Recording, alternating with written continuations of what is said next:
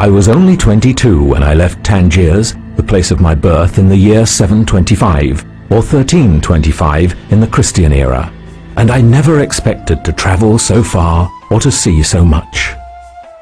Nor did I fully realize how much of the globe is covered by our Muslim caliphate and the great prosperity and peacefulness of the civilization therein.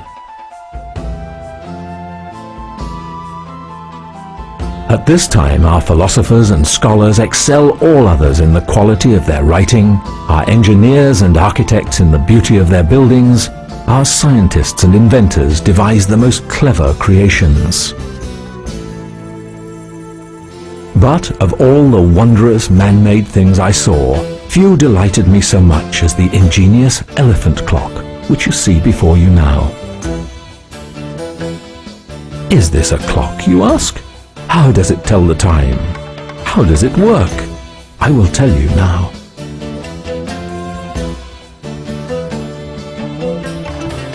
The number of hours since sunrise is shown on the silver and black disc at the top of the clock, and the number of minutes into the hour is shown by the scribe's pen. The movements of the clock are regulated by a most wonderful mechanism that sits in a tank inside the elephant's body, a perforated floating bowl. There is a small hole in the floating bowl that regulates the speed at which it sinks. As it slowly submerges over half an hour, it tugs via a system of pulleys the scribe and his pen.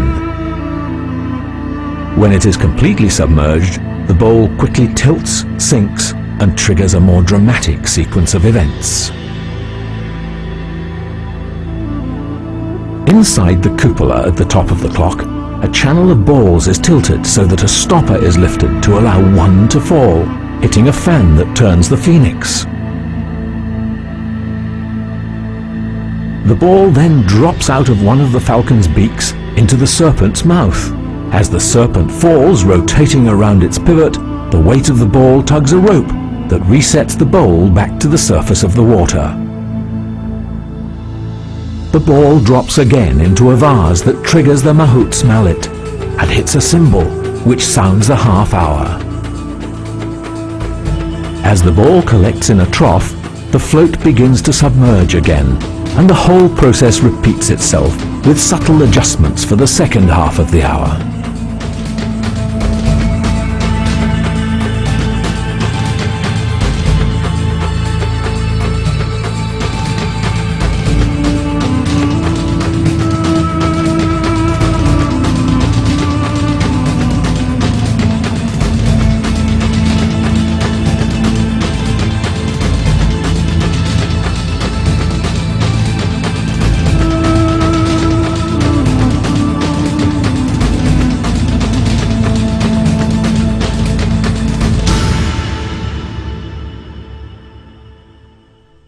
This ingenious device is the work of Badi al-Zaman Abdul Ez ibn Ismail ibn al-Razaz al-Jazari, who was a Muslim engineer who lived north of Baghdad under the Ayyubi dynasty, shortly after Saladin the Magnificent.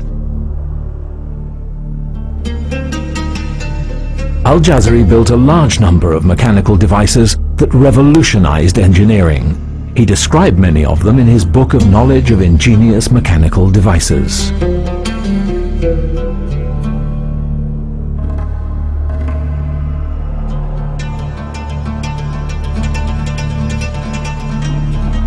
In the elephant clock, he used an Indian elephant, Chinese serpents, Arabian architecture, and Greek water technology, thus expressing the universal and equal nature of Islam, a fact that I have been fortunate enough to discover in my own travels. He was a pious Muslim and a great engineer who gave birth to the concept of automatic machines. Who knows what other wonderful inventions will follow in the future from this incredible notion?